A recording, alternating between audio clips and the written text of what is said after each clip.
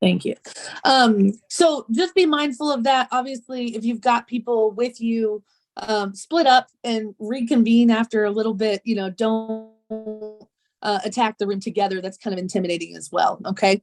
And if you're introverted, then I would tell you to have a goal going into the networking event. Do you have, even if it's just 2 people, if it's a room of 150, have a small goal of how many people you're expecting or anticipating to connect with truly and authentically while you're there.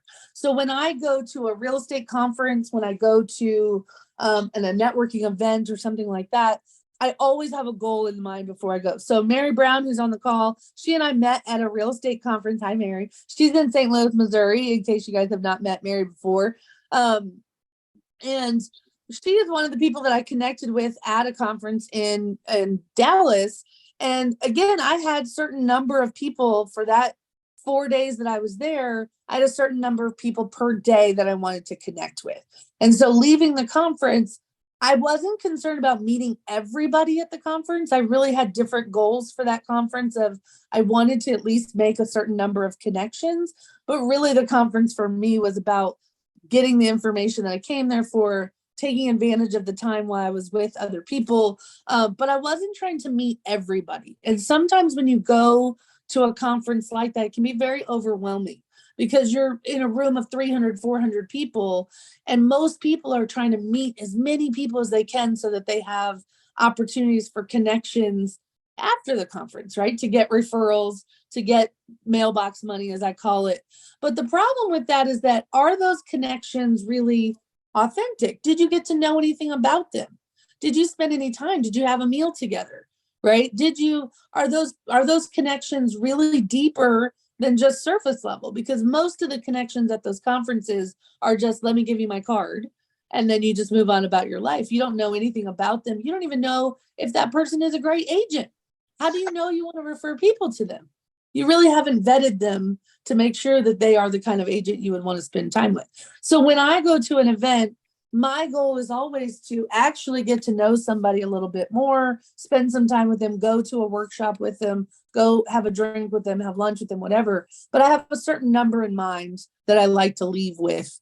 And I like to try to make sure that they're more authentic, that I've actually gotten a chance to get to know them, not just collected cards. Does that make sense to everybody? Awesome. So at that conference, yes, ma'am. I collected this great little thing of sunscreen. It says, "We've got your referrals covered in San Diego." I don't remember who gave it to me. But they gave nice. They gave me, and they put a sticker on it, but they didn't put any contact info on it. Right. Same with the cowboy boot. Yeah, I was. Same with the gold eye mask thingy. I just to look for that cowboy boot because someone gave me one too. But it's like, so one of the strategies that's on my notes, if I could ever get to them, is I'm gonna mute Mary. So one of the strategies is to try to be memorable, right? Like to try to make sure that when you go to a conference like that, someone remembers you, because you're meeting 400 people or whatever that is. So you want to make sure that you stay top of mind with people. And so a lot of people will go to a real estate conference with little trinkets to leave behind, like something that's branded to them, like Mary was showing you the sunblock, or someone gave us a little cowboy boot because the area that they're in is known for cowboys, things like that. Obviously, being from Nashville, I go to events with guitar picks, and the guitar picks typically are branded with, my name and number on them, not just the company logo. But the ones I ran out of my branded ones at that conference and ended up just giving ones with my logo on it. But they could just go to musiccityexperts.com and find me. But Music City obviously is the guitar pick. So I tried to come up with things to give to people that are memorable, things that they're going to look at and later and say, oh yeah, I remember I met a girl from Nashville, and then, remember to call me or check in with me. Why is networking so important in our business? Number one, networking first and foremost is we are the community connectors, right? Like our job is not just selling houses. If you think your job as a real estate agent is just selling houses, you are really missing the point on really what your power is in this industry. And your power in this industry is creating communities, connecting communities, right? Your power is actually connecting people and resources that you have and your network to people that need it. So when you go to a networking event and you're asking yourself, okay, what's my purpose here? Your purpose is not just to meet new people. Not everyone you meet is a buyer or seller. Remember that. Everyone you meet is not a buyer or a seller. Sometimes the people you meet are connectors. And one of my tips for you is don't be looking for the one person. Look for the one person who can connect you to 200 more. Look for the one person who can connect you to 50 more. Look for the one person who is really influential in their company or influential in their industry that is also a very large community connector. So I want you to imagine if you're in a room full of 50 people and you met one other person that, let's say they're a banker, that's totally fine, or a loan officer or something. That's great.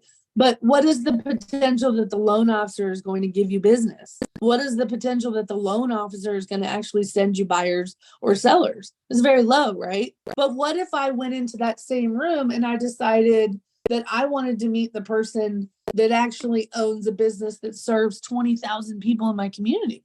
That's a much better connection for me, right? I'm not looking for just the one. And we call this the theory of like 10Xing. Like, really, are you fishing for bluegill, which are the small little fish, or are you fishing for marlin, right? And I want the big fish. I want the one that can connect me to more people, that has a bigger network. I want the person that I actually can get more connections out of. Does that make sense? I'm sure it does make sense to everybody. You're just not looking for one connection at a time. It's the same thing with when I tell you guys to plan events. We're not looking just for the event is to get you in front of more people at one time, right? So that's the same thing I want you to think about when you go into these networking events. I want you to have a goal, and it's not just to meet one or two people. It's to meet one or two very influential people, right? And sometimes you'll have to ask people at networking events, who should I meet at this event? Who have you met at this event that you think I should meet? Especially if it's someone who's been to these events before, it's a new networking group for you. Don't be afraid to ask, is there someone at this event that I should meet? And is there someone that's really well connected, has a great network? I'm new to town, I'm new to the area, I'm new to this industry, and I'm really trying to build my network. Who should I meet? People will tell you, you've got to go meet that person. They know everyone, right? Everyone thinks I know everyone, but really I have people in my network that know 10 times the amount of people that I do. But I want you to have a goal like that. Okay, now I'm not trying to meet just 3 people. I'm trying to meet 3 people who are very influential, that have the ability to really help me grow my business. Okay. What are some of the fears or the holdbacks that keep us being successful at networking events? We talked about one. Any guesses? All right, you got to unmute yourselves.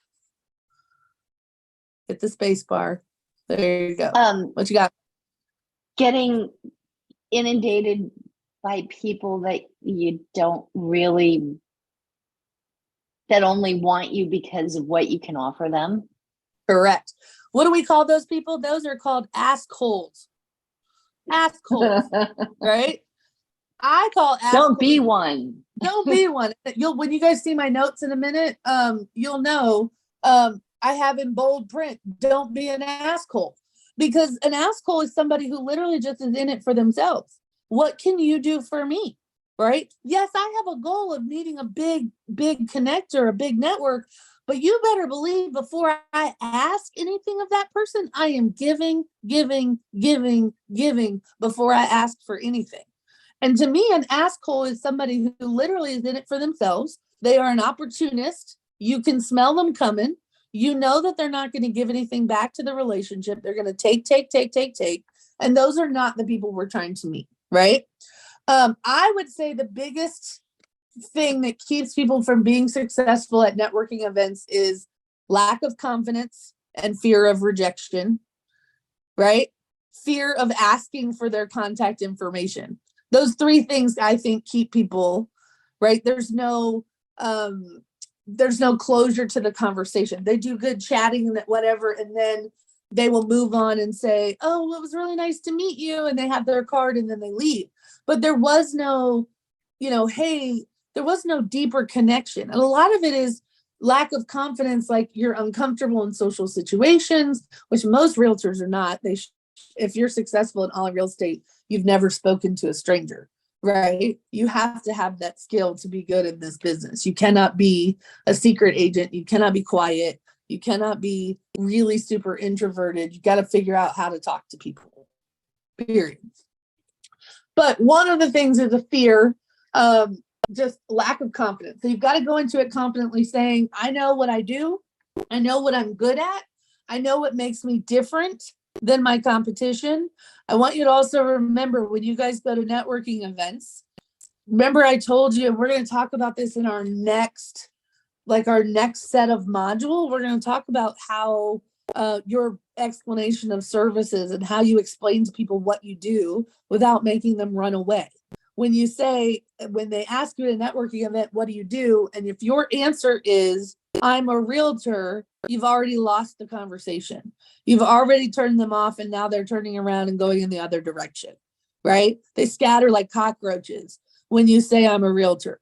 So what we want to do is have a way to explain to people what we do in a way that's short and concise and captivating, that's interesting, that also highlights what makes you different. And that's a whole other class that we'll get into another day.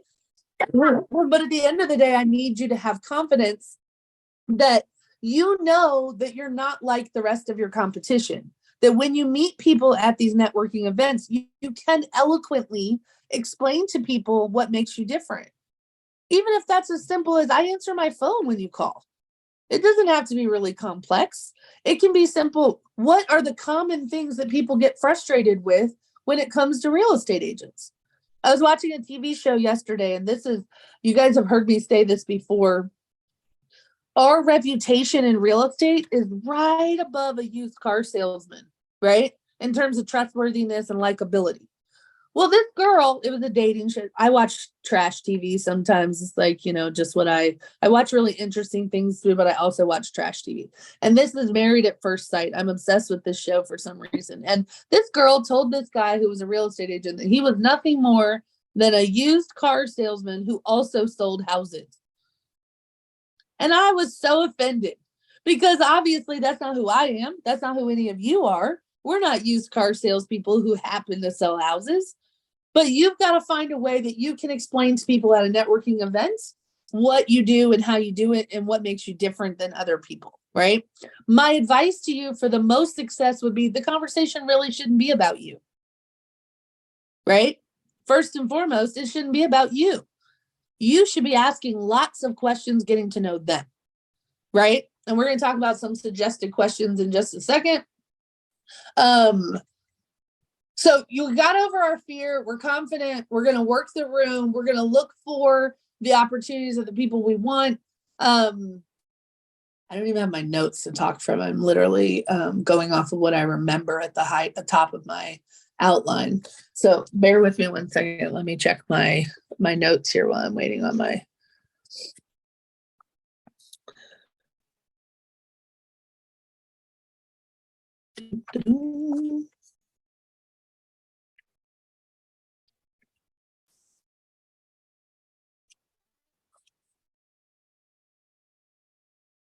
I've never had so many technical difficulties as I am having today.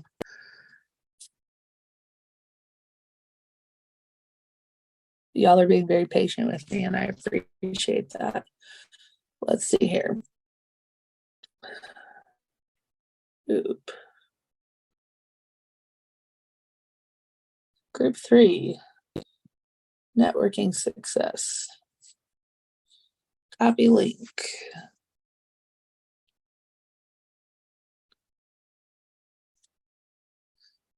Yes, Candace, that's one of the things I want to talk about too, is that a lot of these networking events that a lot of realtors go to, y'all are not picking the right types of events. Y'all are picking events where every other realtor and their mother are in. And what we don't want to do is we want to pick events that are kind of outside of our industry. That was one of the things that Cindy was talking about, why she likes the Tennessee Women Connect, is because it's full of people who actually are from all types of industries and businesses. And it's not totally infiltrated and filled with real estate agents. So that would be the other tip I have for you, is to try to choose networking events that are not overloaded with real estate agents. Okay.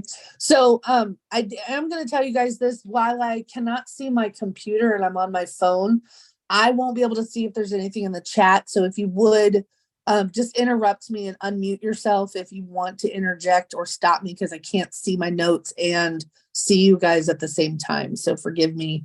We're just overcoming the technical barrier today. The key to success in networking is the right mindset, having strategies in advance, and practicing your networking skills. Okay. So first of all, we talked about set some network goals that you have. How many people do you want to meet? What type of person are you looking to meet? What type of connections are you trying to make?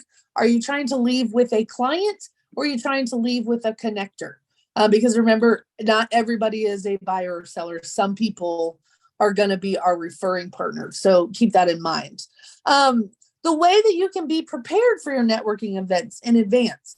Do you have a digital business card, or do you only have paper cards? If you're on my team, your paper card is super impressive. So it's a talking point. When you give it to someone at a networking event, they're impressed. They've not seen marketing like that. It's in the shape of a guitar pick. And so people are impressed by that. And it's always, people are like, oh, this is really cool. And then you have an opportunity to say, you know, our branding is top of the line. Even our signs are in the shape of a guitar pick, right? So you can already show people that you're different just by giving them your card.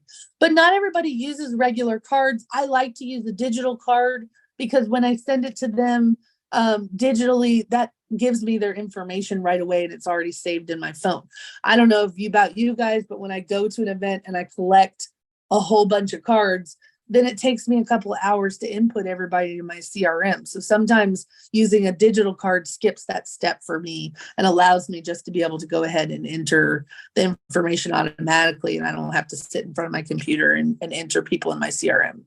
The other way you can be prepared is have the little small gifts that Mary was showing you or demonstrating. What things do you want to have as a giveaway so that people will remember you? And is it that type of event where it's appropriate to give people those types of things? At real estate conferences all the time, people will walk around the tables and hand them out at breakfast. They'll hand them out at lunch. They put them on the tables in between speakers. To me, if you're just going to hand it out and put it on the table, that's not as memorable. People didn't even meet you. They don't even put a face to what you left them. So that would never be my first choice. My first choice would always be talk to someone and give it to them. Introduce yourself and say, I would love to earn your referrals. I would love to learn more about your business. I would love to see how I might be able to help you in your business, right? But you want to prepare it ahead of time. Are there little things that are representative of your business that you can leave behind? I love Bonnie has some great things. Bonnie, you want to tell them about your little house cutouts in case nobody saw it? Because I think those could also be used for if you attached your card to it at a networking event. That's a great thing to give away. So I ordered these off of Amazon, and they're just little laser cutouts that say home sweet home. And I've used them several times for door knocking and kind of gift giving, like just to add like a tag. I also ordered, a bunch of these laser cut homes. And so what I do at my open houses is I have a little like canning jar full of these homes. And part of that is, guess how many homes are in the jar and win a prize. It could be like a little snack bag or whatever, but it just gets a conversation going. So, and that stuff was all on Amazon. Awesome. Love it. Do you guys give anybody else on the call, give anything out when you're networking? Or do you guys have anything as an example besides what we've talked about already?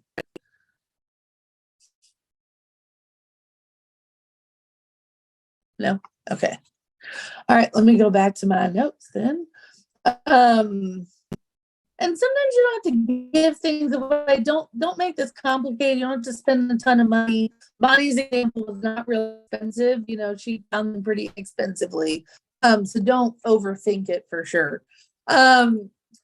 So being prepared, obviously make sure you have the things. So crafting a compelling elevator pitch, and we're going to go into this in detail when we actually do that module on our group session. But your elevator pitch, basically, you need to understand who your audience is. You need to know who you're talking to. Are you actually talking to a room full of realtors? Are they new? Are they experienced? Are they in your town? Are they in another town?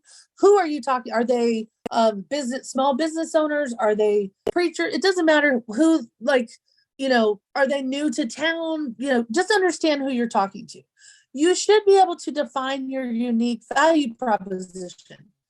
Candace, I think I saw in the chat real quick while I was flipping back and forth, you said something about you're having a hard time connecting your value proposition. And I flipped the screen real fast, but can you unmute yourself for me for a second and tell me what your comment said? And let's dive into that real quick. Yeah, I basically said, like, I guess just narrowing down my value proposition where it can be like a little snippet or intro to as a conversation starter, or when I'm meeting or introducing myself to new people at the networking events. Okay. And I don't want to be, I don't want to say like I'm a realtor, things like that, because you're right. When you say that, people do scatter or they meet tons of realtors all the time. So I'm just trying to basically build myself. I'm new in the business still, so I'm just trying to build myself, find my niche, find what my important things are that I want to introduce myself in. Perfect. So when I teach this section, I'm going to teach you to use it a belief statement instead of just what I do.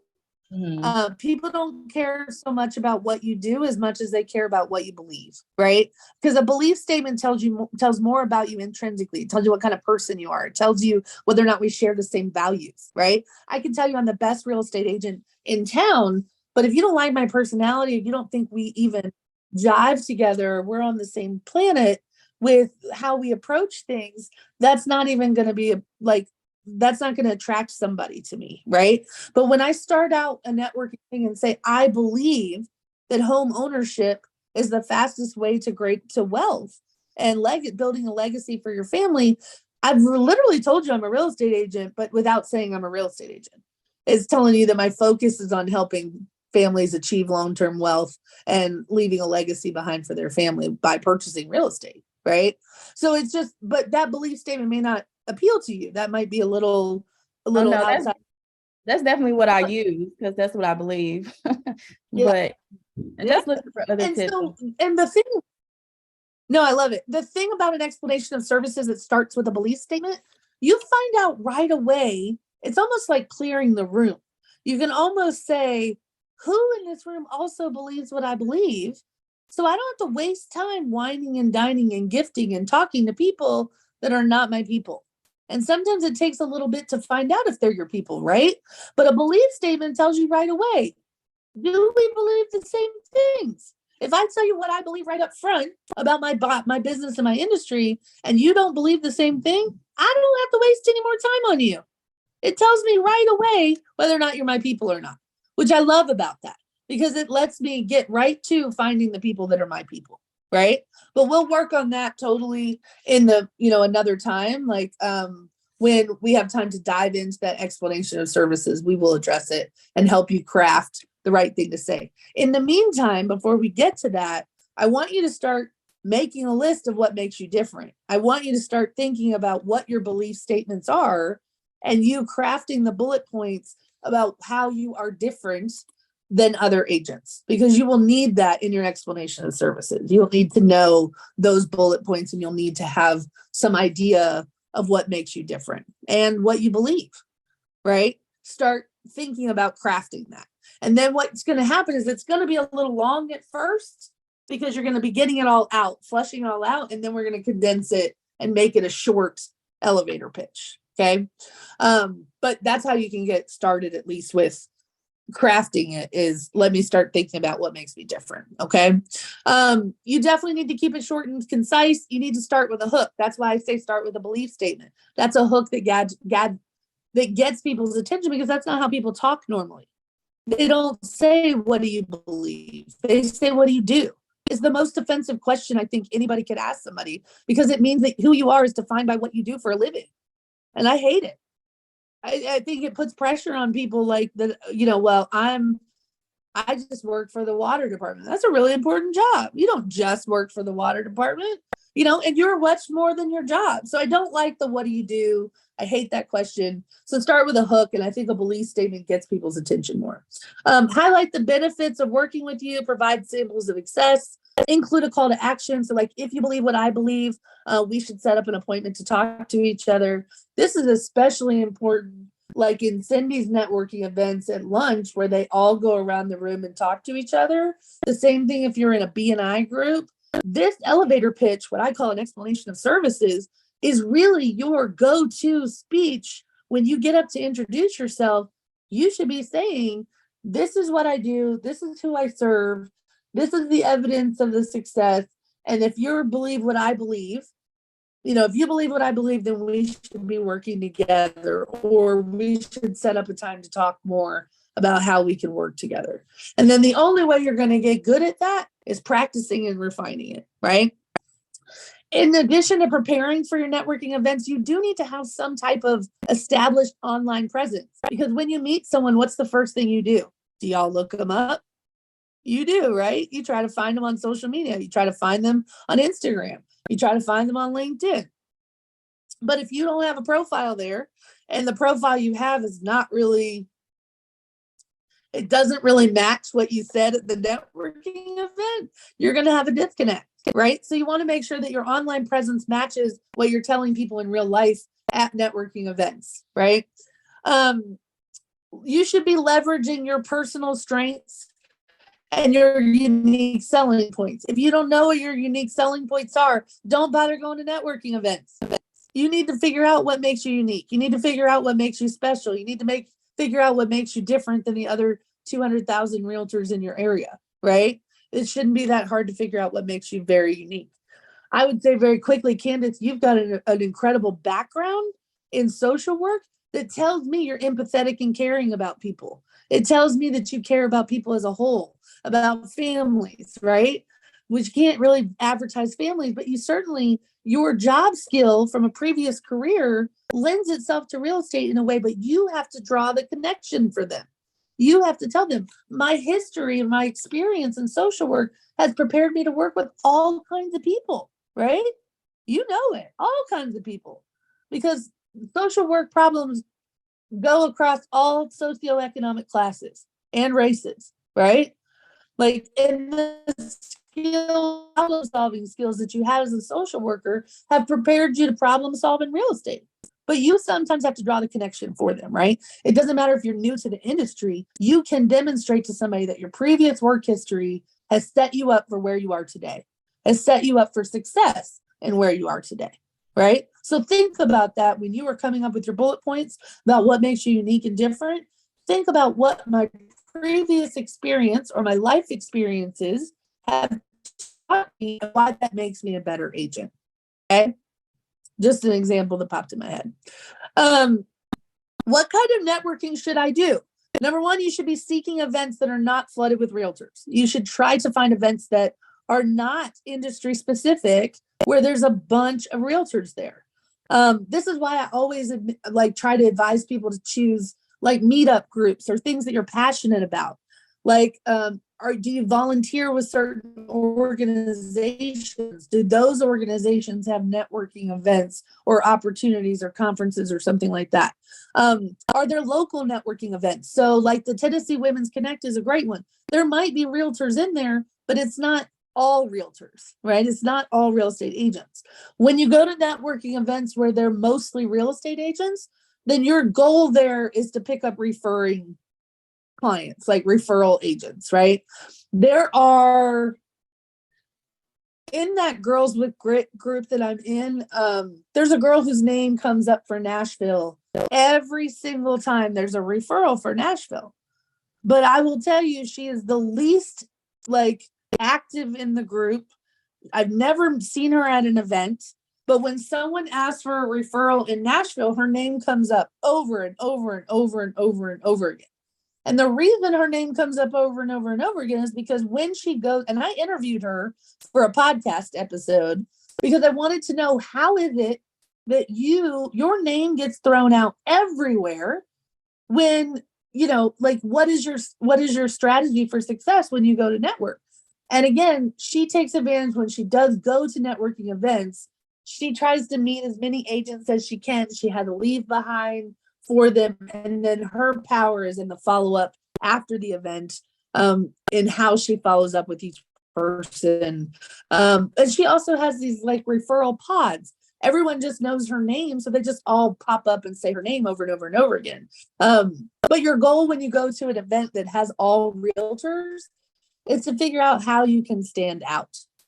If I'm going in a room with all kinds of realtors, what is going to make me memorable? What's going to make me, is what's going to associate me with the area that I serve so that people remember me when they do have a referral for that area, right? You should be utilizing online platforms. If you don't have money to join the Tennessee Women's Connect or something like that, where you have to pay, or the Chamber of Commerce, you can do networking online. You don't physically have to go somewhere. You can network with people by joining real estate forums or groups or LinkedIn, or like Bonnie did, she created her own network. Instead of doing a BNI where you have to pay so much money per month, maybe you actually just create your own. Okay. Tips for success. So here's what you came for. First of all, you need to learn some effective communication skills. You need to learn how to talk to people. What is your body language? What is your tone? You also need to have active listening skills. When you are talking to people, your goal should not be to listen to them and already have a planned response. Your goal should be to actually listen for information that can help you follow up like a rock star.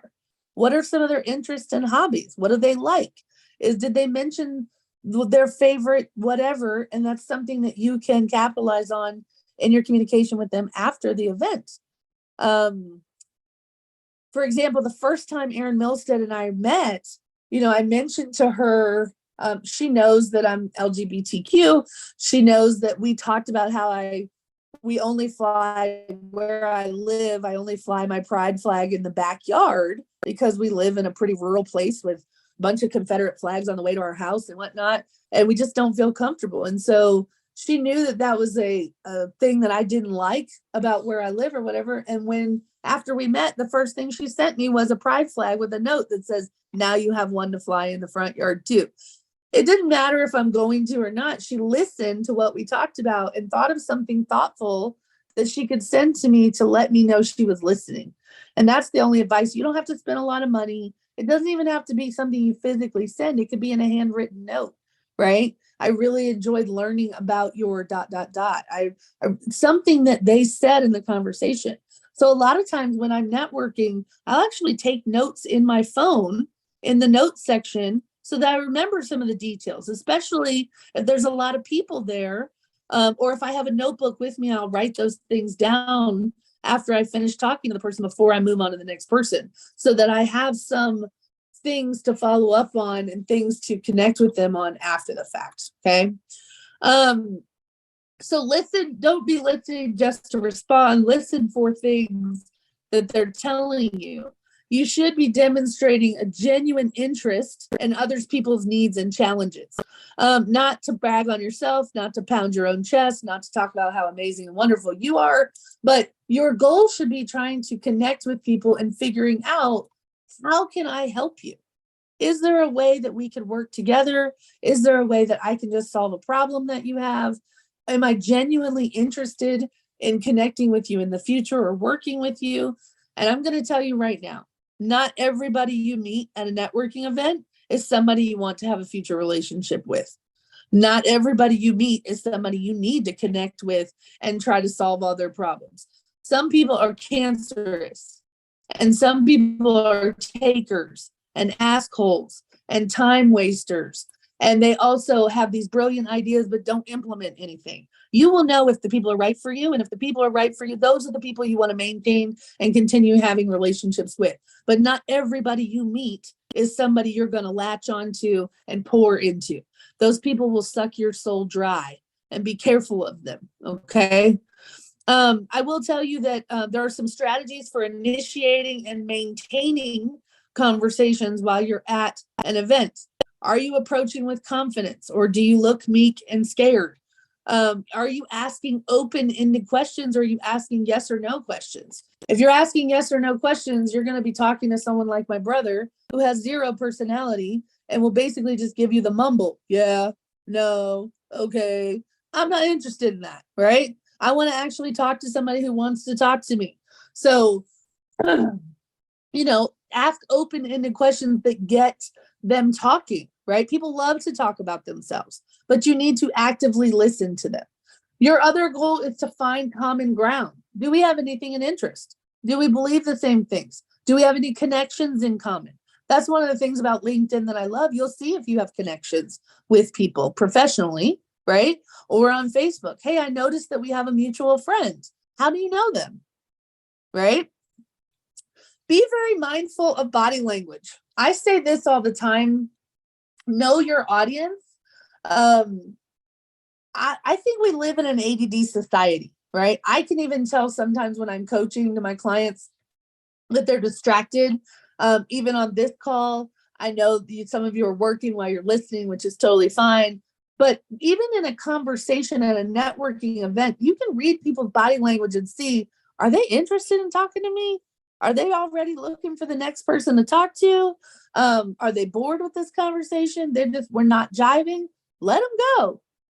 I'll chat with you later. Don't stand there, waste your time trying to talk to somebody who's not listening to you or who's not engaged with you. But be mindful of their body language. If you are going on too long, they're going to tell you. You're going to know right away. But be mindful. Are they distracted?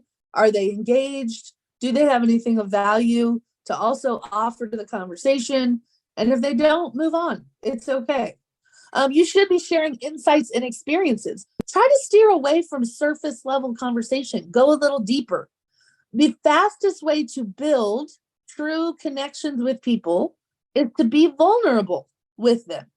Share things you might not share with just anybody. If you feel like you connect, if you feel like you have something to share with someone, don't be afraid to tell them something you're afraid of, something that you're worried about, something that scares you, something that excites you, whatever it is. But don't be afraid to be vulnerable with a stranger. And a lot of us are. We're very guarded. We're very protected. We definitely wait until we get to know somebody much better before we dive into kind of our deeper thoughts and feelings. But I want you to imagine, if you stick to surface level conversations at networking events, are you truly going to get to know somebody enough to know whether or not you want to work with them, whether or not you want to be there, collaborate with them? So just find common ground, share insights and experiences, and be more vulnerable to let people in. And don't keep your walls up so high that you can't really get to know anybody. You definitely should show empathy and support to people, which means when they are vulnerable with you, you react accordingly. So if they say, I had a really hard year last year, it's okay to say, you know what, I did too. We all don't have to pound our chest and say, well, I had a great year last year. I had the best year I've ever had in my life. One time, y'all will love this story, and I just have to tell this story just to make sure y'all are still awake. But one time my wife and I, recently we were married, and we go to a baby shower, and her friends asked, hey, well, one of them had just finished talking about like how she had broken up with her boyfriend. She's having a hard time. And then the next question out of her mouth to my wife was, hey, how's married life? And my wife goes, that was her response. And I was hurt. I was like, what? That's how you describe our marriage? But the reality was that she did not want to talk about how happy she was because her friend had just talked about how hurt she was after a breakup. And while I understand it now, I was pissed at the time. But she was trying to be empathetic to her friend, right? And so I want you to take that story as an example. When someone is being vulnerable with you and sharing some of their experiences with you, there is a way to show empathy to them without telling them, well, I actually had the best year of my career. You can say, I know a lot of friends that struggled last year, or that's happening to a lot of my clients, or a lot of my friends who are small business owners are dealing with the same thing. That's how you demonstrate empathy. I hope I don't have to teach you how to be empathetic, but sometimes people need some help because we're not accustomed all the time to being empathetic to people. We're very much in business mode and we're just trying to be successful. And you forget that we're dealing with humans. We're dealing with humans that have lives, and our lives are all different behind the walls of our home, right? So try to have some empathy, extend some grace to people, reassure people that they're not alone. That's how you make true, genuine connections with people, is that you will come to whatever level they're on, meet them where they are, and let them know it's okay where you are. It's not forever. You can be encouraging, you can be motivating, you can be inspiring, or you can just be an ear. You don't have to be the the cheerleader. That's one of my skills, but that may not be yours. But you can be an ear to somebody, right? I'm not trying to take on all their problems, but I can lend an empathetic ear where I can just say, you're not alone. I struggle with that too, right? Especially if someone looks at you and they hold you in really high regard. You have no idea how people view you, really. The way you carry yourself into a room, you might be very insecure, but someone else is looking at you like you're their hero. Someone else is looking at you in respect or admiration just for something that you shared with them or something you've been through. And I think our struggles make us more relatable. Our struggles make us more human. Don't be afraid to share those. You don't have to brag at networking events, because I'll tell you right now, that's a turnoff to people. They don't like it. No one cares.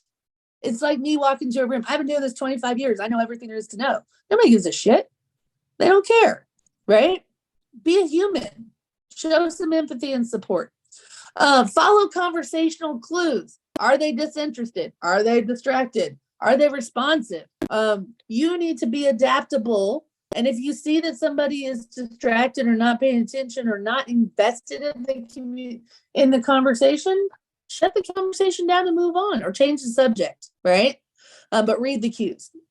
You should be building rapport and trust. You should be nurturing the relationships and being genuine and authentic. Be yourself. Don't show up at a networking event trying to be somebody you're not. Be yourself. Those are the people you're going to want to attract anyway. The people that are attracted to you and who you are, not the fake persona that you're putting on to impress people. You should have an implemented referral system, and you should have some way of incentivizing referrals. So when I go to a networking event, I make a connection, I follow up after the fact, and I'm building and pouring into that relationship. When that person refers someone to me, I make a really big deal out of it. I send them a thank you gift, right? I publicly acknowledge them and say, you know what? I met so-and-so at this networking event. We hit it off right away.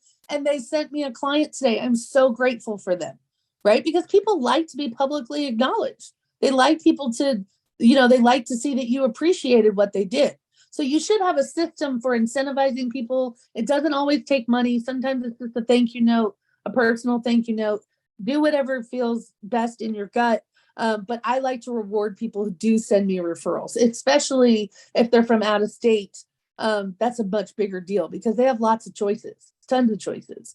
And then you should be looking to collaborate with complementary professionals. So, for example, Cindy and Aaron met a financial advisor at the Tennessee Women's Connect that they really liked.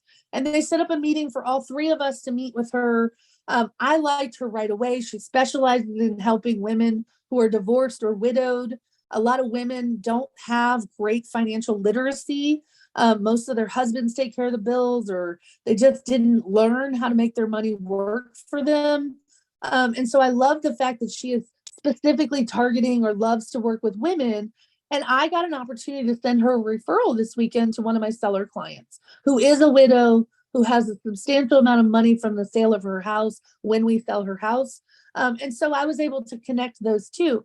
but a financial advisor is a complementary professional that I can easily weave into my network and into my daily practice with my clients. So think about who it is that could complement your services that you need to meet. Who do you need to collaborate with? You're not going to collaborate with everybody, okay?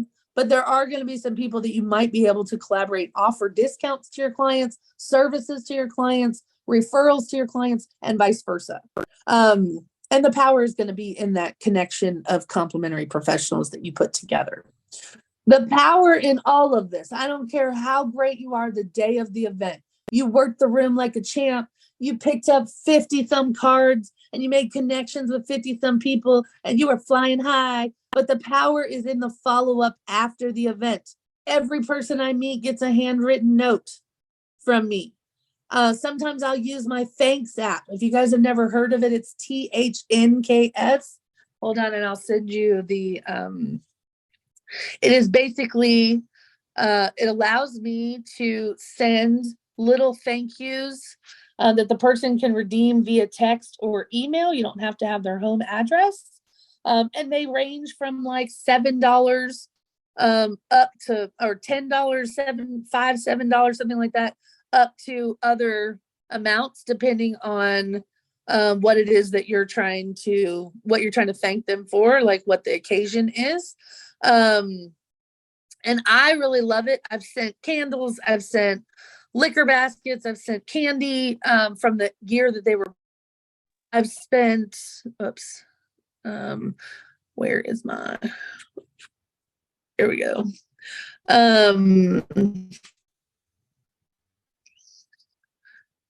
That's it. If you guys want to check it out, I'm not trying to promote it like to get you all to sign up for anything. I just want you to be aware of it. One of the things I love about it is I work, like when I work with another agent on a transaction, that's one of the ways that I, you know, build rapport with them, is I will send them a thank you at the end of the transaction. I'll send something through thanks, which is like a gratitude candle. Or one of the agents I worked with, I know he works a whole lot, doesn't get to spend a lot of time with his family. So I sent him a gift card to the movies, dinner and movies on me, just so he would be forced to take a night and go with his wife or something. But there's all kinds of things. Some of them are just as simple as a coffee from Dunkin' Donuts or Starbucks. But one of the things I like about thanks too is that it'll allow the person to donate it to charity if they don't want it themselves. And so one of my friends was on a diet, and I had sent them a box of candy from the year that they were born, and he was on a diet, so he didn't want it, so he just donated it to charity instead, which he still appreciated the, you know, the gesture, you know, but he didn't really want to eat the candy. So at the end of the day, I just want you to think of how can you really reward somebody and incentivize somebody, and what meaningful way can you follow up with someone without just a phone call or a text message, right? I also love a video text. Don't be afraid of that. So send a video text after the event, just so they have your face again with your name. Hey, it's Laura Dahl at Benchmark Realty, the Music City experts team at Benchmark Realty. I really enjoyed meeting you. And I would love to get some FaceTime with you. Do we have some time this week that we could connect over coffee or a FaceTime call or lunch or whatever it is? But don't be afraid of a video text as well. Follow up promptly. Don't wait 2 weeks, 3 weeks, a month. It should be within the day or two of the event if possible. And then provide value to the contacts through knowledge sharing. One of the things that I love in my follow-up is saying, you know, is there something I can help you with today? Is there something I can do to help you? And typically in my networking, I'm asking about pain points. You know, what biggest challenge you're seeing right now in your business? What are one of the ways that I could help you find your target client, or who is your target client? And if I know who the target client is, for example, I asked the financial advisor, who is your target client? And that's when she shared with me that she really loves widowed and divorced women, and that's who she loves working with. So that tells me I know exactly who to look out for to send her way. And that would be through sharing what she needs, who she works with. But I also have something of value to share with her. You know, I may have something that really is specifically geared towards her target client that we could collaborate on. And you'll see I wrote in bold, don't be an asshole. Remember, give more than you take. Your job is to pour into the relationship, and then they would in turn pour into yours. But don't be the taker. Use your CRM. Everybody you meet goes in there with notes. Tag them where you met them. Tag them with the things that you remember about the conversation. Are they a dog lover? Are they a veteran? Do they have children? Do they love to run? Are they a big reader? So, somebody told me that they were a huge Reba fan. Of Daisy told me, but this isn't to get business from her, but these are just the kind of things I'm talking about. A friend of mine told me that she is a huge Reba fan and that she can't wait for the Reba book to come out. So I ordered it on pre-order for her on Amazon, and it'll be shipped to her house when it comes out. Those are the kinds of things that are very small things that if you just listen to what people say, you have ways to love on your people. Doesn't always have to be gifts, honestly. I just give you suggestions that are gift related because that's my style, because everyone likes little lovies. But the reality is you don't have to do gifts that cost a lot of money. You can figure out another way. Use your resources too. Little does she know that, Reba's assistant used to work for me. So I have connections to Reba and have the ability, but you may not have that kind of connection, but you have connections that can help other people, period. Balance online with offline activities. Your goal is, remember, to get face-to-face time with people. Don't just send messages back and forth on LinkedIn or messages back and forth on Facebook Messenger. Try to get FaceTime with people to see them again outside of a networking event. Or if you made a great connection at an event, check in with that person and say, hey, are you also going to this event that's coming up? And invite them to come. And say you're looking forward to seeing them there, right? Overcoming some obstacles, and I'm wrapping up. I got about another 15 minutes if you guys will hang in with me. If you have to go, I understand, but I'm almost there. I told you this was a longer class I could talk forever about, but I tried to really condense it for you. Handling rejection and setbacks. You guys need to understand you can't take things personally. You're not going to jive with everybody you meet, right? Not everybody is your person. Sometimes you're not going to connect with certain people. The setbacks might be that you didn't get an opportunity to talk. If you've ever stood in a circle, there's always some person that they love to hear themselves talk. And realtors are definitely those people. They love to hear themselves talk. And there might be somebody who is really taking over the whole conversation that you might not have gotten a chance to interject and say much because you're observing, you're listening. The other person's a blowhole and they just won't shut up long enough for you they don't even ask you anything about yourself, right? Those are just not your people. And you just have to understand that you're not going to jive with everybody. And the rejection is okay. I would rather be rejected right up front to know that you're not interested in me than for me to spend my time, energy, and money trying to cultivate a relationship that does not serve me or you, right? We're not going to gel. So it's okay. There are so many other people to meet. It doesn't matter. Don't take it personally. Lick your wounds and move on, okay? It doesn't mean you stop networking. Time management is a big one. When I look at some of my coaching clients' calendars, they have tons and tons of networking events on their calendar. But most of the networking events are with tons of other realtors. They have no goal or agenda. They just go to the event. They like drinking wine and eating free snacks or whatever there is there, or listen to speakers. But does that lead you to a paycheck? Not always. So I want you to be careful. Limit your time that's networking and make sure that if you are going to do networking events, that they are the fastest route to a paycheck, meaning that you are meeting people that truly can connect other people to you, that have the ability to refer people to you or are potential buyers or sellers.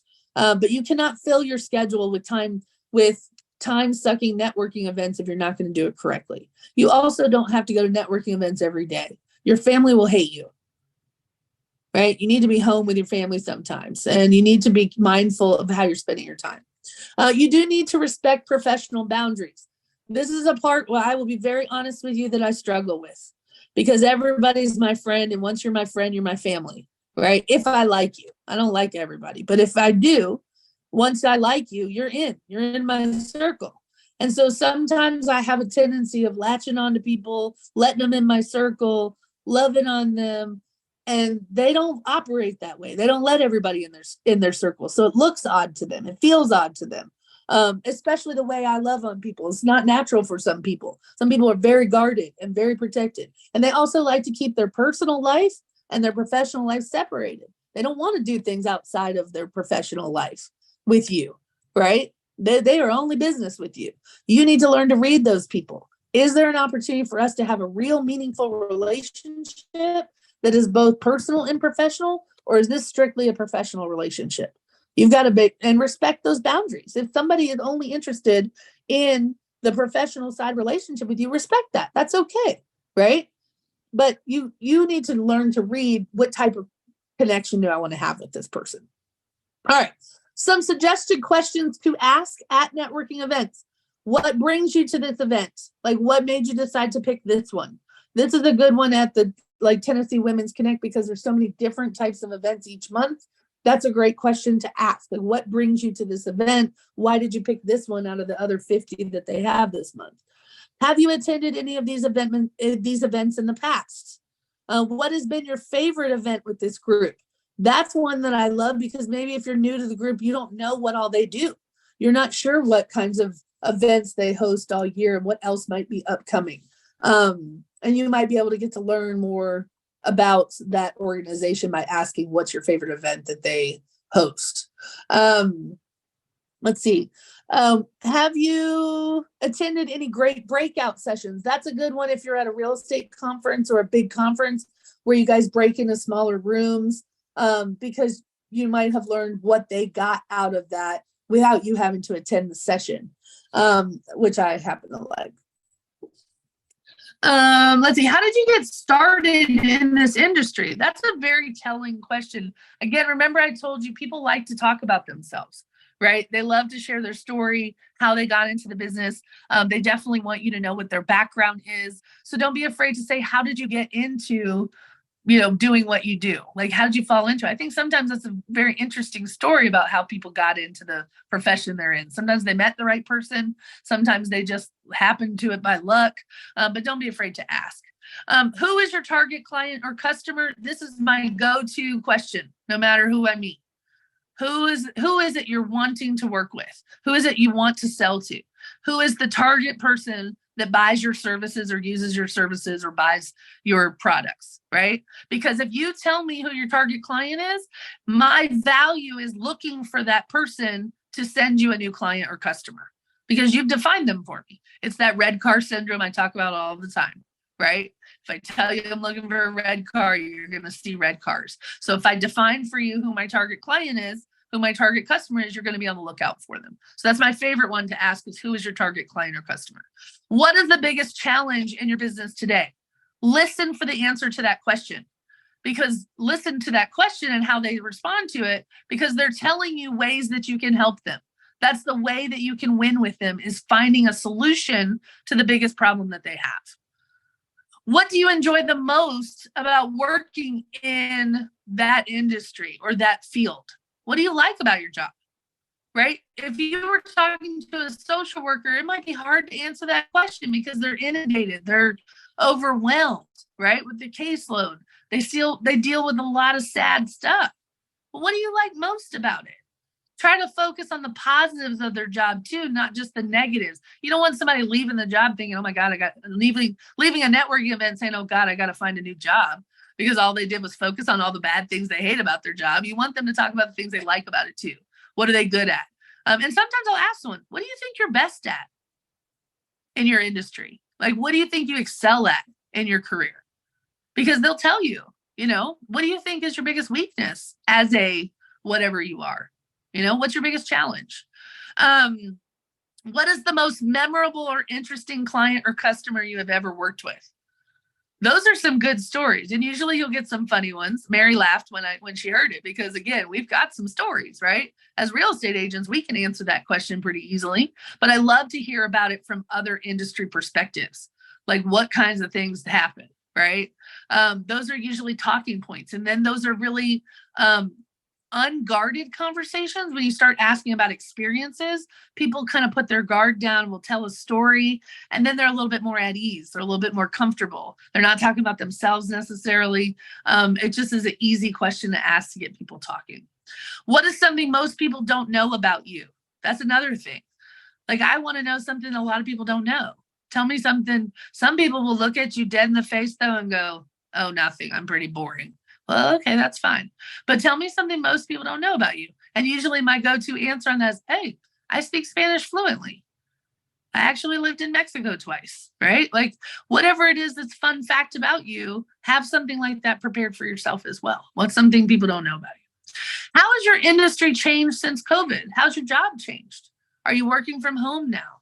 Has your business suffered because of it? Like, ask them, how's your business changed, right? Sometimes it changes with the industry rates, with the interest rates going up, or inflation, or whatever it is. Just ask them, how's their industry or business changed? Who else would you like to meet at this event? Especially if it's a networking event for you, Bonnie. This is a good question for you because you're the leader of your networking group.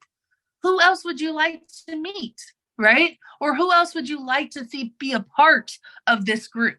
Who do we not have in this group that you think could be beneficial to your business, right? But who would you like to meet is a great way to be like the greeter for the group, or to help connect people at the group. I also like to say, who should I talk to at this event? Who else is at this event that I should talk to? Who should I meet here? Because if you're new to a networking event, that's a great question. Bye, Mary. I'll see you later. Thanks for being here. I'll see you soon. Who else should I talk to? And are you reading anything interesting now? Right? I like to know whether or not that's nonfiction or fiction, or is it a business book? Is it a self-help book? Is there a podcast that you like that's helped you? Those are great questions that people like to share about their interests, right?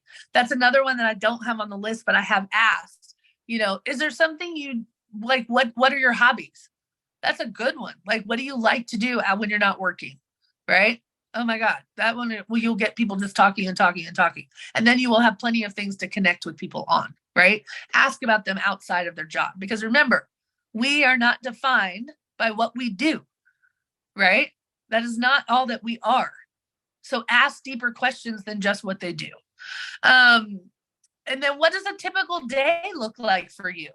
I want to know kind of, are they accessible? Do they, are they running from the time they get up to the time they go to bed? Are they in meetings all day? Do they take a lot of phone calls all day? Like, what does the day look like for them? Right? And is there anyone in my network that I can introduce you to?